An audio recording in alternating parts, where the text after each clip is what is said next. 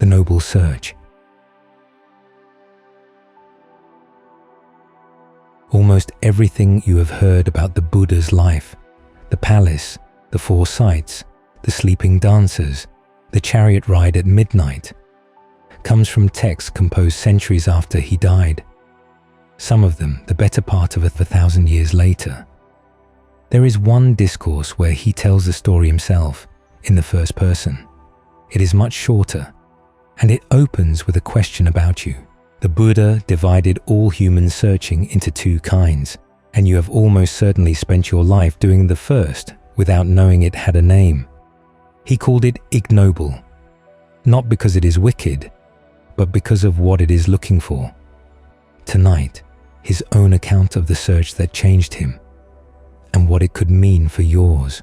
There is a sentence in the Buddha's own account of his awakening that almost nobody quotes. And once you have heard it, you may never picture his story the same way again. Not the awakening itself. Near the very start, while my parents, unwilling, were crying with tears streaming down their faces, tonight, the Noble Search, as he told it, in his own voice, for you to hear. This is the second video in this series to take a single discourse and stay with it. One text, start to finish. It is called the Ariyapariyesana Sutta, the Noble Search, and in the middle-length collection it carries the number MN 26. Chapter 1. It begins with the Buddha standing outside a door, waiting to be sure he is not interrupting. He is at Savath, staying in Jeta's grove. A group of monks come to Ananda and ask him for a talk on the Dhamma, the teaching. Ananda tells them to go to the hermitage of Rammaka, the Brahmin. Meanwhile, the Buddha spends the day alone, and toward evening he goes down to the eastern gatehouse to bathe. Afterward, drying off, he decides to walk over to Rammaka's hermitage himself, and then comes the detail. He does not sweep in. He hears the sound of a discussion already underway inside, and he stands outside the door and waits for it to end. Then he clears his throat and taps on the panel. The monks open the door, and he comes in and sits down. Before he says anything else, he tells them, "When you have gathered, there are 2 things worth doing, either discussion of the Dhamma or noble silence. Hold on to that image for a moment, because it will not appear anywhere in the story he is about to tell. A man who is, in the account he is about to give you, the most consequential figure of his age, standing in the dusk with wet hair, outside a door, waiting politely for a conversation to finish. What he tells them once he is inside is not a teaching in the ordinary sense. It is an account, and it does not begin with a doctrine or a list or a rule. It begins by dividing every human life that has ever been lived into 2 categories. There are, he says, 2 searches, MN 26, the ignoble search and the noble search. Here is the definition, and it is worth hearing exactly as he gives it, because the whole discourse turns on it. A person is himself subject to birth, subject to aging, to illness, to death, to sorrow, to defilement. That is simply the situation. And being in that situation, he goes looking for things that are also subject to birth, aging, illness, death, sorrow, and defilement. That is the ignoble search. And what are those things? He gives a list, and it is a startlingly ordinary one. Spouses and children, servants, goats and sheep, fowl and pigs, elephants, cattle, horses and mares, gold and silver. Notice what is on that list. This is not a catalogue of vices. There is no theft on it, no cruelty, no drunkenness. It is a list of the things a decent person in 5th century BCE India would spend an entire life honorably acquiring. Family, livelihood, livestock, savings. Translate it forward, and you have the mortgage, the pension, the marriage, the career, the children you would die for, the account you check on Sunday evening. The noble search, he says, is this: being subject to birth, but seeing the drawback in what is subject to birth.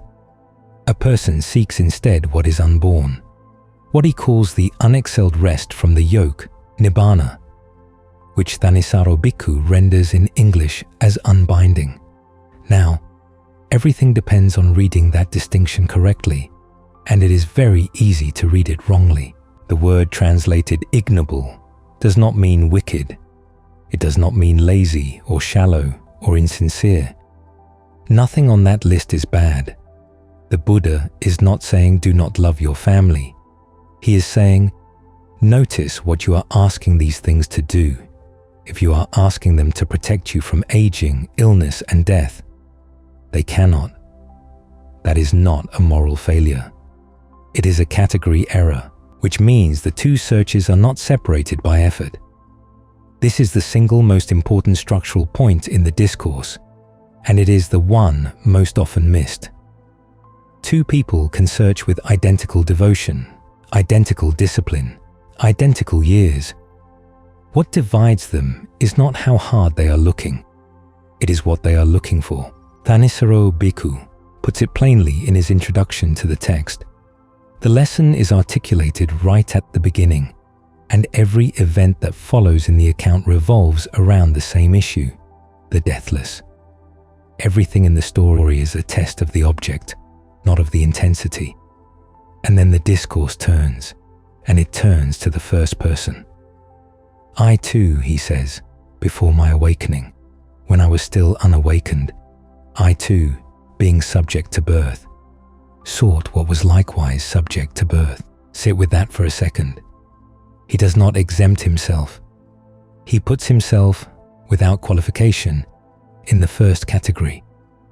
Whatever else the man in this story was, for the first part of his life he was doing exactly what you are doing, looking for something secure among things that come apart. So, how did he stop? And here, the discourse does something that surprises nearly everyone who reads it for the first time. You know the story. A prince, raised inside a palace, deliberately shielded by his father from every sight of suffering. 3 seasonal pleasure palaces, then 4 rides beyond the walls, and on each ride a sight he has never seen. An old man, a sick man, a corpse, and finally a wandering ascetic with a calm face. The chariot, the charioteer, the night of the departure, when he looks at the sleeping dancing girls with their mouths open and their instruments scattered, and finds the whole spectacle unbearable. The horse, the river, the cutting of the hair, none of it is here, not one element of it. There is no palace in this discourse. There are no 4 sights. There is no chariot, no charioteer, no sleeping dancers, no midnight departure, no farewell to a sleeping wife and son. The Buddha tells the story of his own going forth, in his own voice, and every image you have of it is absent. So where does that story come from? It is not invented from nothing. And this is worth getting exactly right. The 4 sights are genuinely canonical. They appear in a discourse called the Mahapadana Sutta, DN 14.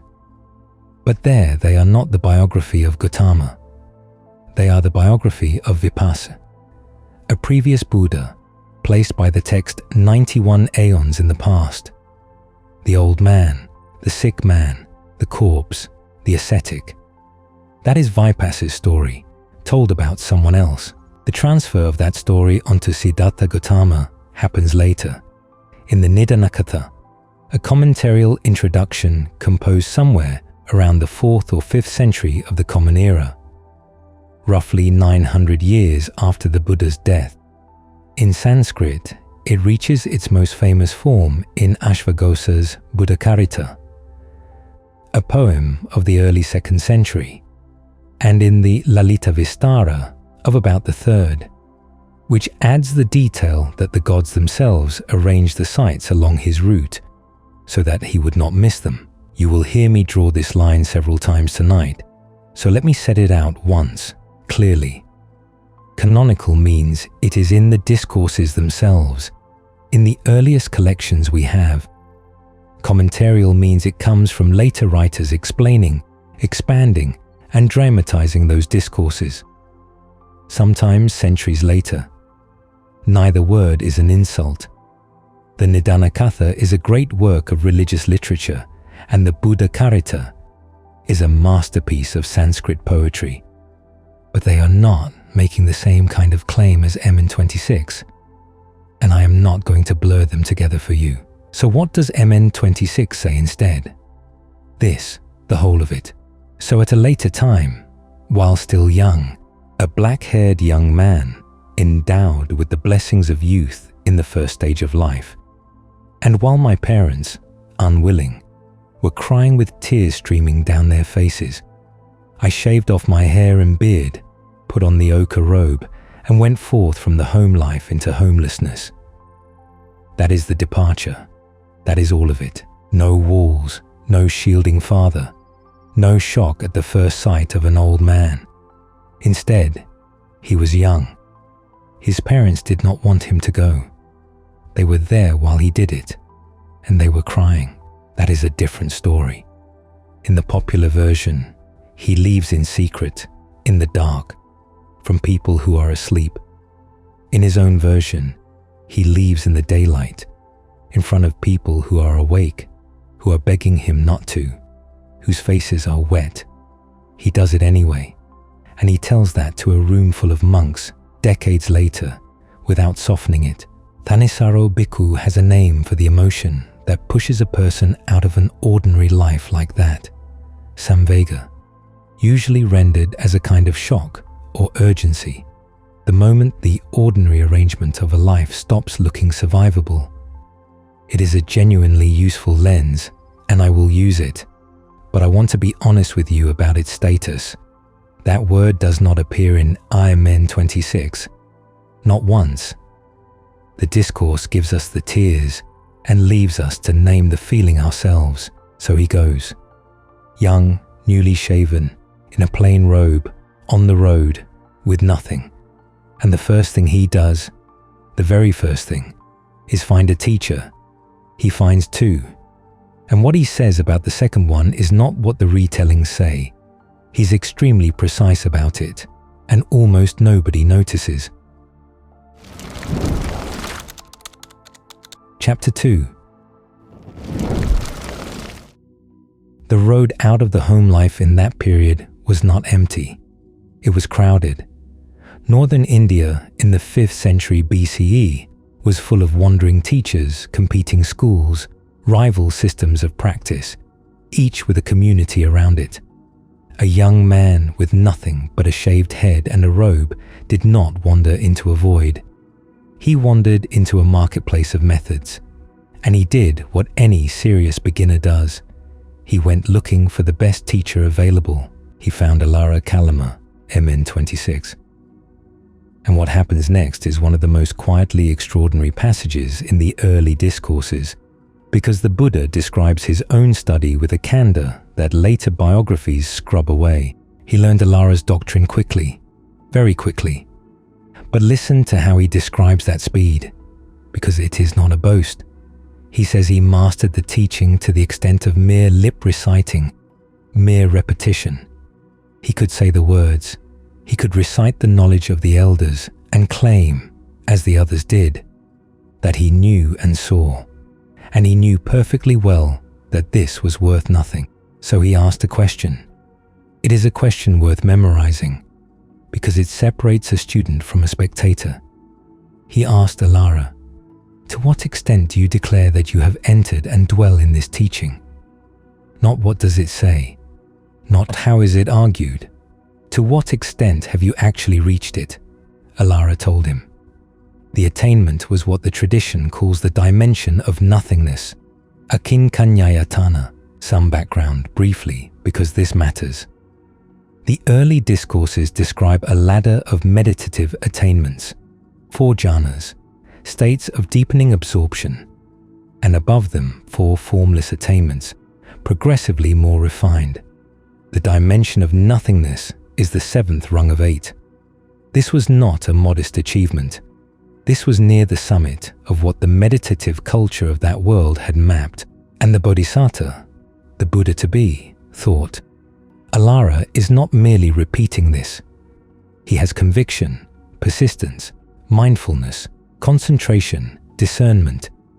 Then he thought, I have those too. So he went off alone and did it. In not much time at all, he entered and dwelt in the dimension of nothingness. When he came back and reported it, Alara verified it and then did something remarkable. He offered to hand over half of everything he had built. As I am, so are you, he said. As you are, so am I. Come, friend, let us now lead this community together. And here is how the Buddha summarizes it. Decades later, MN 26. In this way did Alara Kalama, my teacher, place me, his pupil, on the same level with himself. My teacher, his pupil. Remember those 2 words, because the Bodhisattva said no. And the sentence he uses to explain why is the load-bearing sentence of the entire chapter. This Dhamma leads not to disenchantment, to dispassion, to cessation, to stilling, to direct knowledge, to self-awakening, nor to unbinding, but only to reappearance in the dimension of nothingness.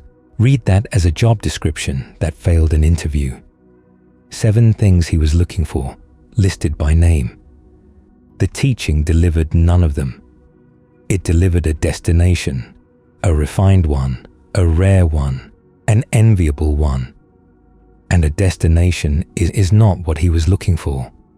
He had defined the noble search as a search for the unborn.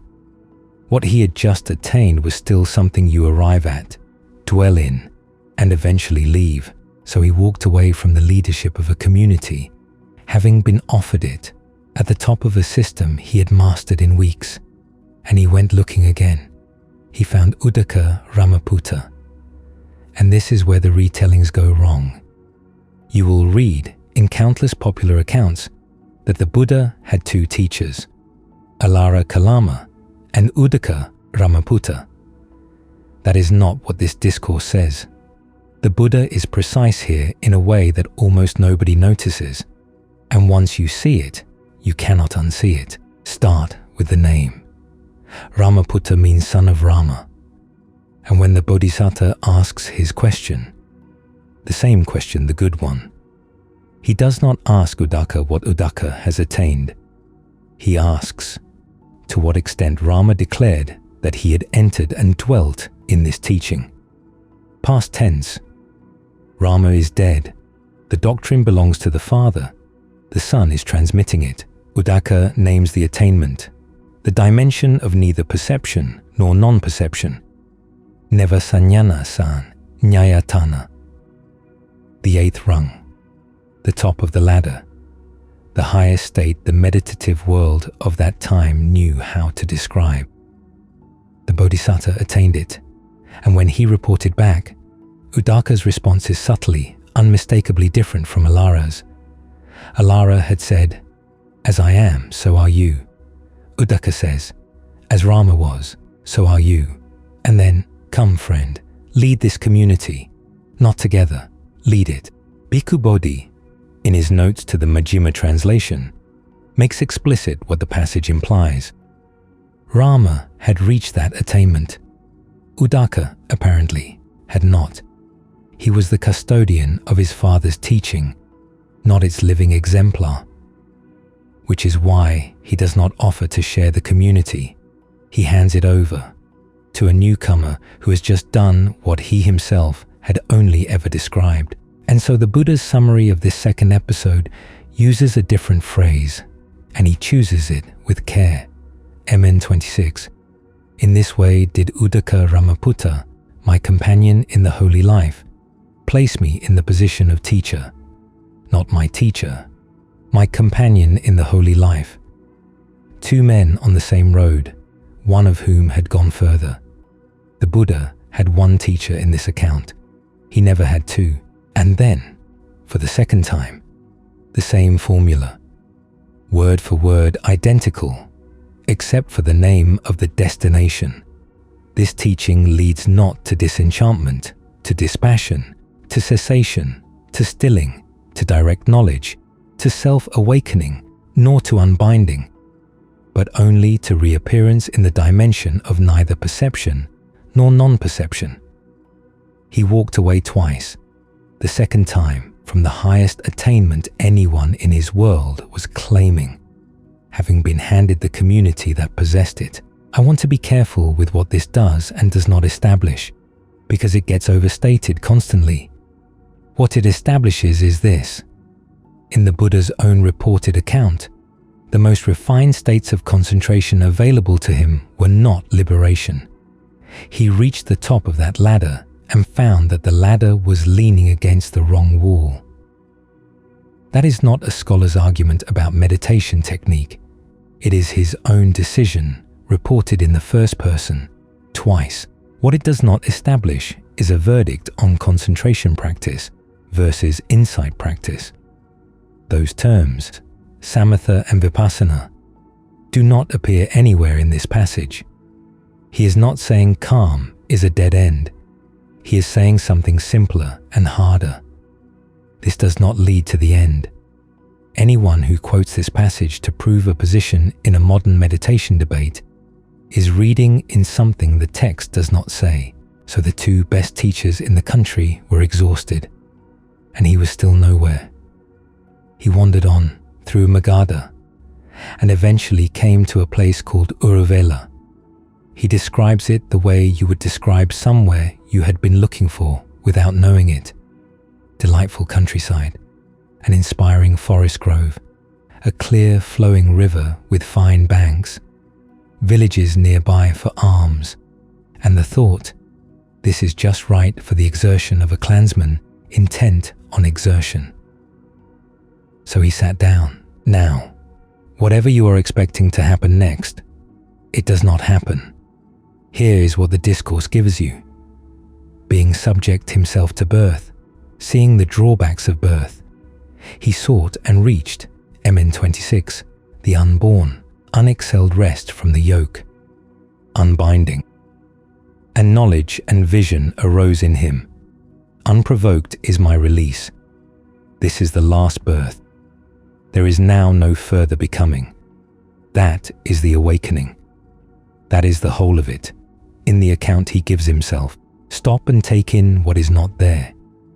There are no 6 years of austerities in this telling, no starvation, no holding of the breath, no body reduced to skin over bone, no memory of the rose apple tree, no night of the 3 watches, no systematic climb through the jhanas one by one, no armies of Mara, no earth called as witness, no dawn, no morning star, no tree named. And this is where I have to be careful with you, because there is an obvious inference sitting right here, and it is not safe. The obvious inference is, the plainest version must be the oldest. Some serious scholars have argued exactly that about this discourse, but others, including Thanissaro Bhikkhu, whose translation I am using throughout tonight, point out that this account alludes to the austerities and to the 5 monks, narrated in full elsewhere in his own voice, at MN 36, in a way that assumes you already know about them. On that reading, the bareness is not age, it is editing. The discourse leaves the austerities out because they are not what it is about, which is the honest answer, and also the more interesting one. The Buddha is not giving a complete biography here. He is giving an argument in the shape of a life. Every episode is doing the same work, testing whether a search found something subject to aging, illness, and death, or something that was not. And the phrase he uses for what he finally reached, the unborn, unexcelled rest from the yoke, is the source of a great deal of what this channel has said elsewhere about Nibbana. This is where it comes from. This sentence, not a treatise. A man describing the end of a search, But the story is not over.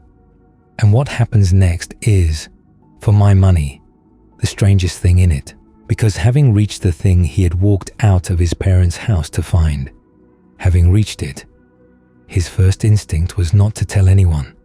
It was to say nothing at all. Ever. Chapter 3. Here is the reasoning he gives. MN 26. What he had reached, he says, was deep, hard to see, hard to realize, peaceful, refined, beyond the scope of conjecture, subtle, to be experienced by the wise. And this generation, he says, delights in attachment, is excited by attachment, enjoys attachment. To a generation like that, the way things arise in dependence on one another is hard to see. And this is harder still to see. The stilling of all fabrications, the letting go of all acquisitions, the ending of craving, dispassion, cessation, unbinding.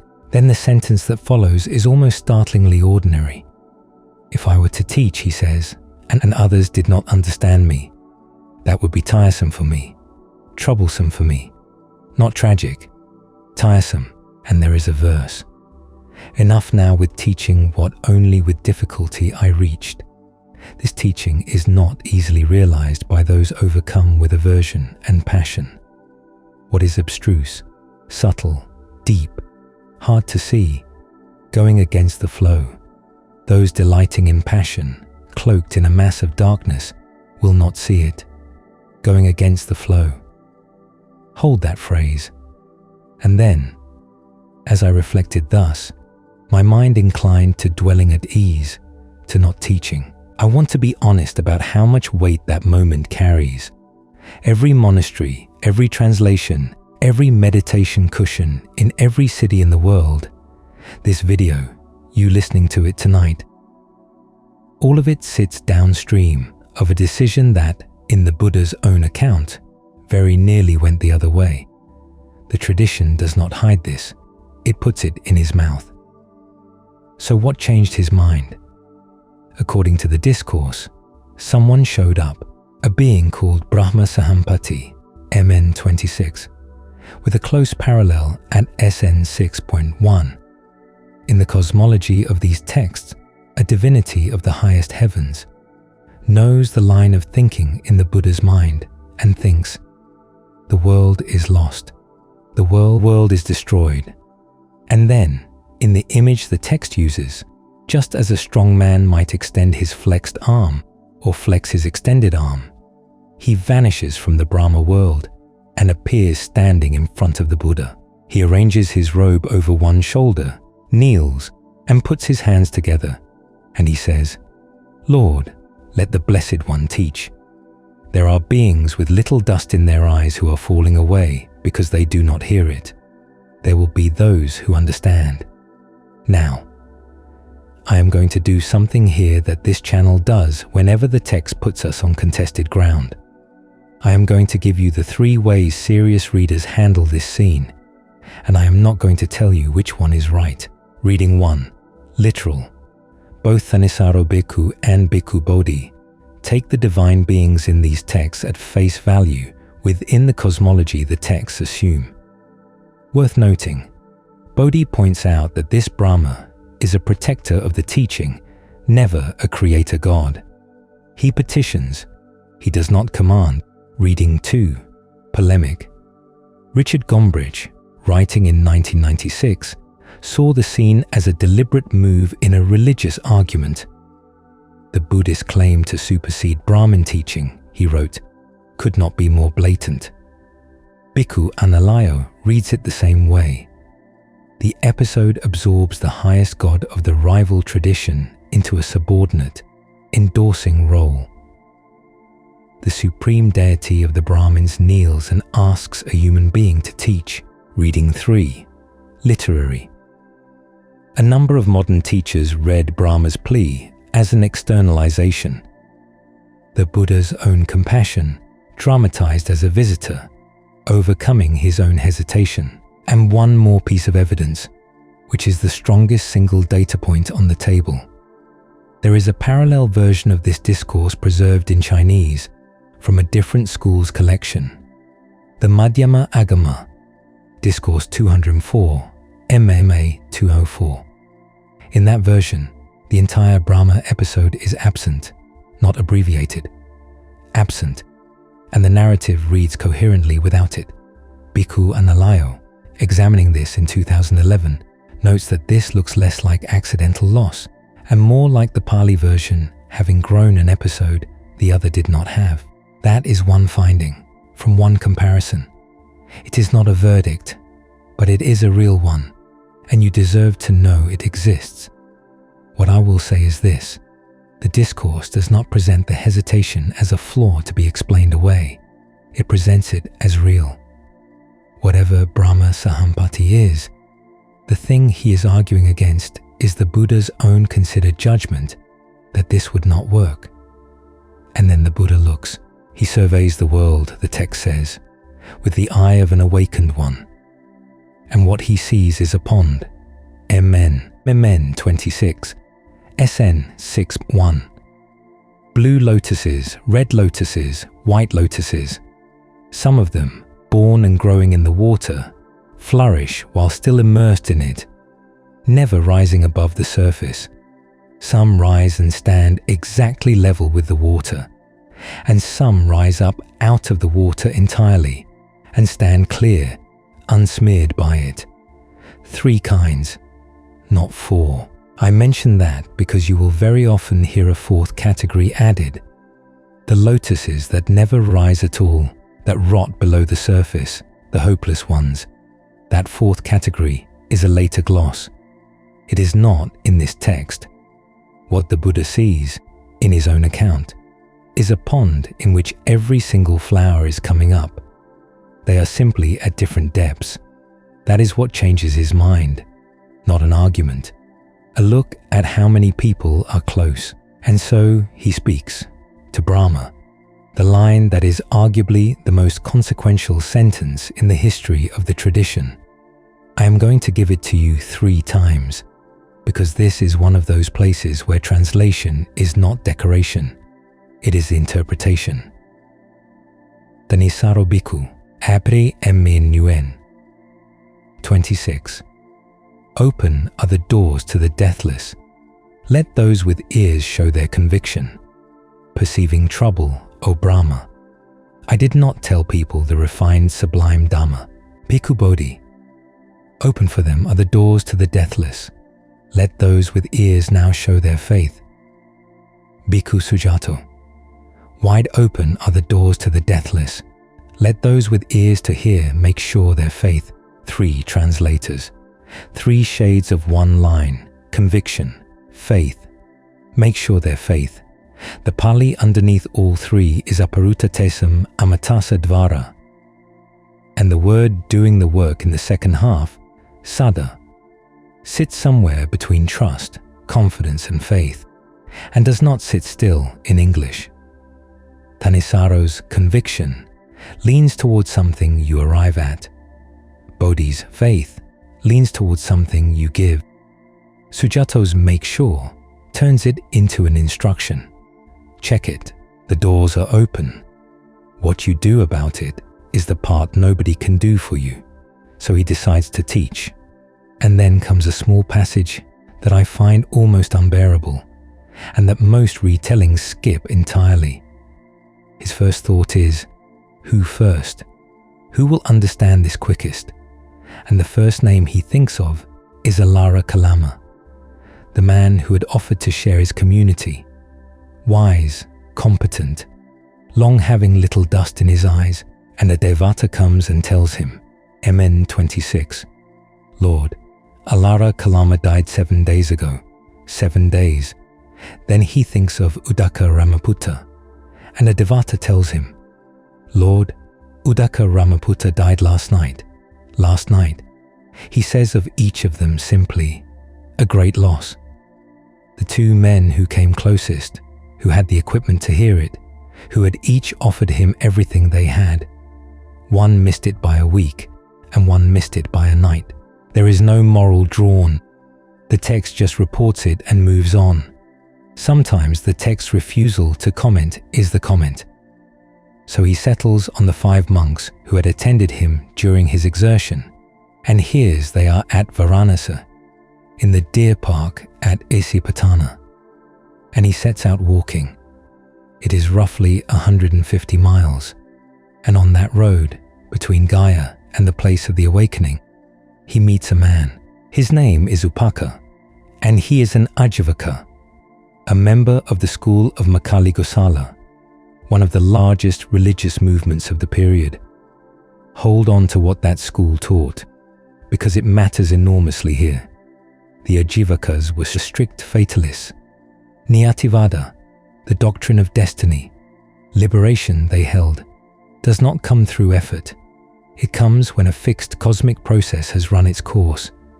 Striving changes nothing. Upaka sees him coming and says, "Clear, my friend, are your faculties, pure your complexion, and bright. On whose account have you gone forth? Who is your teacher?" Reasonable questions. Also in that world, the standard credentialing questions. Whose lineage are you? And the Buddha answers in verse, and it is the least modest thing he ever says. "I have no teacher," he says, "and one like me cannot be found." A verse that also stands on its own at DHP 353. In the world with its gods, I have no counterpart, for I am an arahant in the world. I, the unexcelled teacher, I alone am rightly self-awakened. And then, to set rolling the wheel of Dhamma, I go to the city of Kasi. In a world become blind, I beat the drum of the deathless. Upaka's reply is one of the great deflations in religious literature. From your claims, my friend, you must be an infinite conqueror. The Buddha says, conquerors are those like me, who have reached the ending of the effluence. I have conquered evil qualities. And so, Upaka, I am a conqueror. And here is the exit line, and I want to give it to you exactly. May it be so, my friend, Upaka said, and shaking his head, taking a side road, he left. Sit with the composition of that scene. The first human being on earth to be told, directly by the Buddha, that a Buddha exists, belonged to a school whose central doctrine was that no amount of effort by anyone ever changes anything. The one man on that road was, of all the people in India, the one philosophically least equipped to be interested. He said the ancient equivalent of sure, whatever. He shook his head. He took a different road. There is a long later story about Upaka, a marriage, a woman named Kappa, a period of selling meat, her mockery, his eventual return to the Buddha. It is a good story, and I am not going to lean on it, because it is commentarial, not canonical. It comes from texts written centuries afterward. In this discourse, in the Buddha's own account, Upaka simply walks away, and the road ends there. The first person he told was unimpressed. That is in the canon. The tradition kept it, and then finally, the deer park. The 5 monks see him coming, and they make a pact, and the discourse preserves the wording. MN 26. Friends, here comes Gotama the contemplative, living luxuriously, straying from his exertion, backsliding into abundance. He does not deserve to be bowed down to be greeted by standing up, or to have his robe and bowl received. Still, a seat should be set out. If he wants to, he can sit down. That last clause is so human it hurts. We are going to snub him, but put out a chair, and then, but as I approached, they were unable to keep to their pact. One stands up to greet him and takes his robe and bowl. Another spreads out a seat. Another sets out water for washing his feet. Nobody decided this. It simply happened, and the pact dissolved on contact. But, and the text is careful here, they addressed him by name, and as friend, he corrects them. Do not address the Tathagata by name and as friend. The Tathagata is a worthy one, rightly self-awakened. Lend ear, friends. The deathless has been attained. They do not believe him. They object, and they object 3 times, on the same grounds each time. By that conduct, that practice, that performance of austerities, you did not reach any superior human state. So how could you have reached it now, living luxuriously? 3 refusals from the only 5 people on earth who knew him. And what breaks it is not an argument. It is a question. He asks them, "Do you recall my ever having spoken to you in this way before?" And they say, "No, Lord." That is the whole hinge. Not evidence, not doctrine, not a demonstration. 30 seconds of relationship history. You have known me for years. Have I ever talked like this? Then the passage that closes the narrative. He taught them in shifts. 3 would go for alms while 2 were instructed. And the 6 of them lived on what the 3 brought back. Then 2 would go while 3 were instructed. And the 6 lived on what the 2 brought back. And in that way, sharing 1 alms round between 6 men, the group of 5 monks reached the unbinding. And then the story simply stops. I need to be very clear about what is not in this discourse, because almost everyone assumes it is. MN 26 does not contain the first sermon. There are no 4 noble truths here, no middle way between extremes, no noble eightfold path, not 1 word of it. That teaching is a different discourse. SN 56, 111, the setting in motion of the wheel of Dhamma, and it is where the names most people associate with this scene come from, including Kondanya, the first of the 5 to see it, who is remembered ever after as Kondanya who knows. The 5 are Kondanya, Padya, Vapa, Mahanama, and Asaji. And it is Asaji who will later stop a wandering skeptic named Sariputta in the street, and, in 2 lines about causation, hand the tradition its finest mind. Their family backgrounds, the story that their fathers read the birth signs of the infant Gotama, commentarial again. Later. Not here. What is here is smaller and stranger. 5 men who agreed not to stand up and stood up. The discourse does go on after this for a stretch, with general teaching. The pleasures of the senses, a simile about deer and snares that gives the text its alternate name. Men 26, Pasarasi, the heap of snares, and a run through the meditative attainments. Doctrinally rich, and a different subject. The story of the search ends in the deer park with 6 men and 1 bowl of food. Close. So that is the noble search as he told it. A young man leaves home while his parents cry. He studies with the best teacher available and walks out at the top. He studies with a second community and walks out at the top of that too. He sits down in a pleasant stretch of countryside and reaches something he describes in 1 sentence. He decides not to tell anyone. He changes his mind. He goes looking for the 2 men who would have understood, and both of them are dead, 1 by a week, 1 by a night. He tells the first person he meets on the road, and the man shakes his head and takes a different path. He walks 150 miles to 5 people who have agreed in advance not to greet him, and they greet him anyway. That is the story. No palace, no 4 sights, no chariot at midnight, no armies, no dancers, no morning star. And once you have taken all of that away, what is left is not smaller, it is sharper. Because now you can see what the discourse was actually built to do. He did not begin with a teaching. He did not begin with the 4 noble truths. Those are somewhere else entirely. He began with a distinction about what you are looking for. Everything that followed, the training, the community, the texts, the tradition that spread across Asia and then nearly vanished from the land that produced it, begins in that distinction. There are two searches. They are not distinguished by how sincere you are. They are not distinguished by how hard you work, or how much you have given up, or how many years you have put in. Two people can be identically devoted and be doing completely different things. What separates them is one question. Is the thing you are looking for subject to aging, illness, and death? And I want to be careful here, at the end, because this is exactly the point where this teaching gets flattened into something it is not. It is not a demand that you leave. The man in the story left, and the discourse reports his parents weeping about it, and it does not tell you to do the same.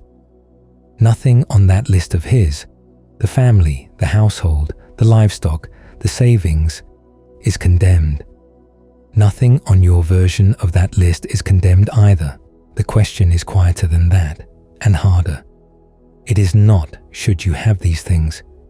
It is, what have you been asking them to do? Because if you are in the second half of your life, you have probably noticed something. The things you built to be safe have not made you safe. The house is not a fortress. The savings are not a guarantee. The people you love are not permanent, and neither are you. And no arrangement of any of it produces the security it seemed to promise when you were 40. That is not a failure of your planning. Nothing on that list was ever capable of it. It is, as I said at the start, a category error. And noticing a category error is not a defeat. It is the beginning of looking in a place where an answer could actually be. That is all the noble search is. Not a renunciation, a correction of aim. And here is what strikes me most about the way he told it. Every single episode in that story is the same test. Run again. Alara's attainment. Refined, rare. And still something you enter and leave. Fail. Udakas, the highest in the known world, and still a place you arrive at. Fail. The offers of leadership, the communities, the recognition, all of them things subject to aging and death.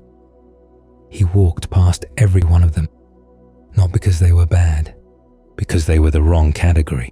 He was not a man of unusual willpower in that story. He was a man who had gotten unusually clear about what he was looking for, and who therefore could not be satisfied by near misses that would have satisfied anyone else. Which is why the discourse leaves out the palace and the sights and the dancers. Those belong to a story about a man who was shocked into searching. This is a story about a man who was precise about it. Every video on this channel, whatever the subject, comes back to one sentence. And now you have heard where it comes from. Being subject to aging, illness, and death. What are you searching for? And is it subject to aging, illness, and death? You do not have to answer that tonight. You will probably not answer it tonight. But you can carry it the way you carry a question that has begun to work on you into the next ordinary week, the next decision about where your time goes, the next thing you catch yourself hoping will hold. He nearly said nothing at all. He sat in that countryside and concluded that the whole thing was too subtle. The people were too attached, that trying to explain it would be tiresome. And then he looked and saw a pond in which every flower was rising, some still under the surface, some level with it, some already clear. And he changed his mind. Open are the doors to the deathless. Let those with ears show their conviction. Emmeid Shen, 26. He said that beside a river in Uruvela, in a stretch of countryside he had chosen because it looked right for a man intent on exertion. He had no monastery, no tradition, no texts, not one student anywhere on earth. And 2,500 years later, it reached you. The noble search.